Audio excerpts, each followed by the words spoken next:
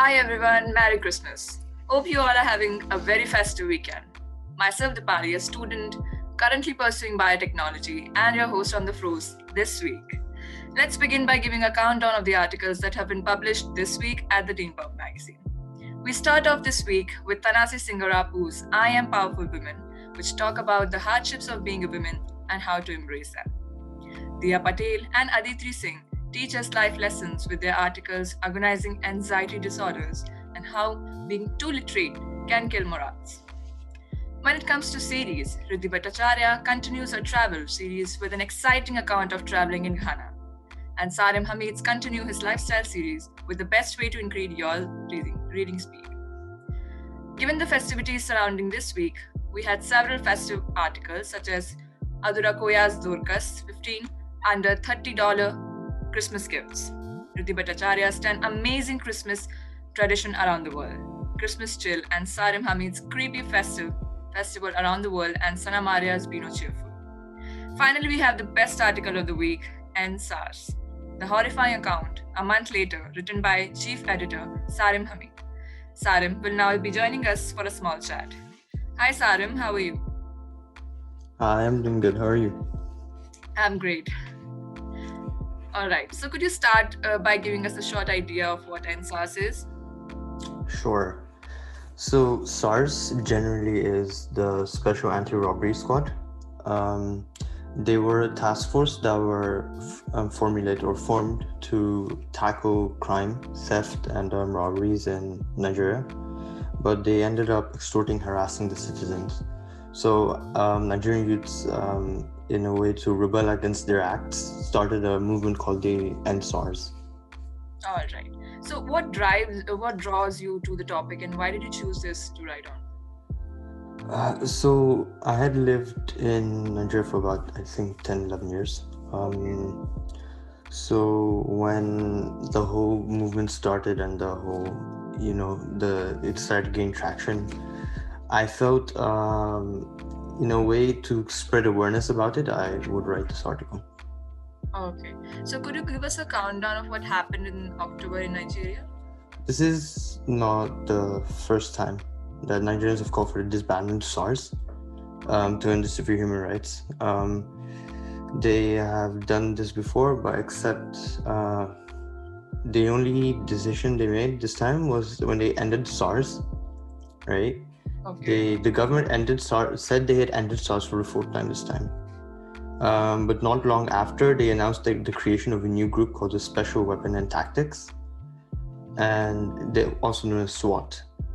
So obviously the Nigerian citizens were not impressed with this very decision and insisted their demands go beyond a mere change of nomenclature.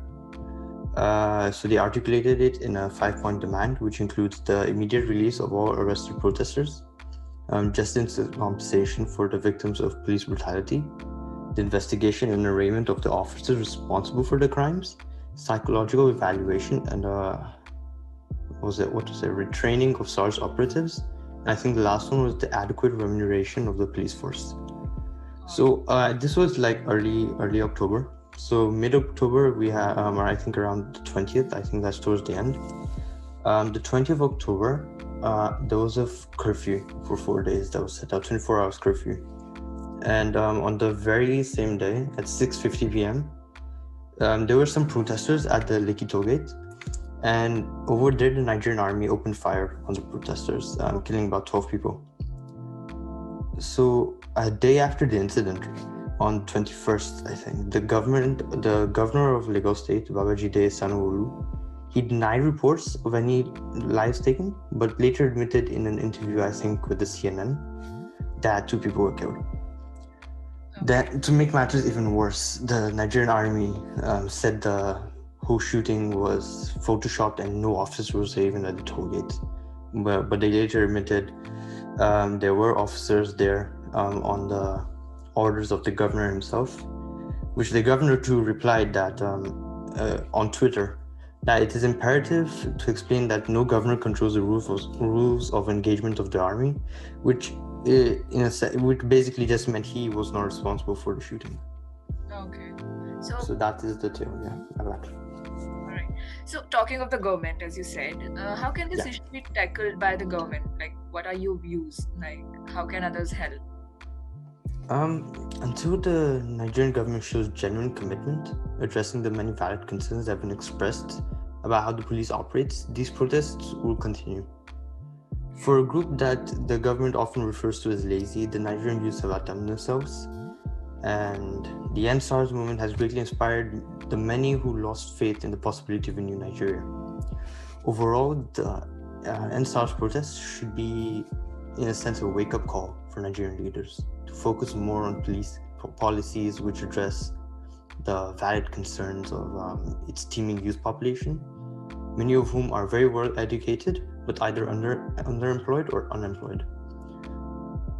All right. So, Sarim, we are going to play a game right now, okay? Sure. All right. So now you will be playing first song first. All right. So I'll say a word, and then you have to tell me the first song that pops in your mind while I say that word. All right. Okay, I'll try. Okay. Racism. Your first word is racism. Just the name of the song, right? Yeah. Okay. Racism. I think the first one that pops into my head is "This Is America." Oh yeah. All right. You know it as well? Yeah. All right. So if you could sing us something. I will not sing, trust me. I can give you a line, I won't sing. All right, give me a line then. Okay, I actually can't remember the lyrics. I just know the one part that I think stuck out to me was the chorus. I think that's what jumped out to a lot of people at first. So I can't remember the exact lines, but I know the chorus was a big factor of the song. All right. So your second word is equality. Equality. That's a good one. I think I need some extra time. Quality. I would say "Woman Like Me" by Little Mix. All right, that's a great song. Do I have to give a line as well, or do I sing? If you want to, and you're heartily welcome to sing a song as well. No, I'm fine. I'm very good. All right, the third word is close to your heart. That'll be Nigeria. Nigeria. I think this is a song that I recently heard. Actually, it's called "Koleye Won" by Naira Marley. It talks about the EndSARS. Lyrics, I cannot give you one off right now, but yeah, "Koleye Won" by Naira Marley. Okay, and your another word is Black Lives. Black Lives.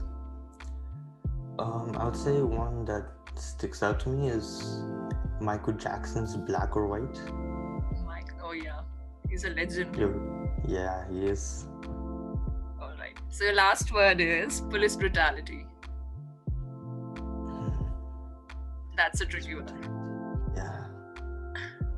I'm really thinking so hard right now. I've heard one definitely. I just can't remember which one. It's not necessary that only police brutality. Anything you see around, brutal things. Yeah, that's why I'm just skimming through my head all the songs I've listened to. I think there's this one that I remember a line from that I could relate to police brutality. It's called "Commander-in-Chief" by Demi Lovato. I think at some point she says, "How does it feel to still be able to breathe?" I think that was regarding the George Floyd incident. Yeah. So yeah, "Commander-in-Chief" by Demi Lovato. All right, you did very well in this game. Thank you very much. I was really thinking hard. It would be very nice if you could sing this to us, but no problem. Trust me, I can't. Better for the listeners. No problem. Great. Thank you so much for joining us today, Sarim. It was amazing talking to you. Thank you very much for having me. It was great talking to you. Now, in case you haven't, go check out our new theme song by Natik, which is even playing in the background, by the way. As you're checking out the theme song, check out the interviews with model Kanisha Malhotra, businessman Anubhav Jain, and actress Pavleen Gujral.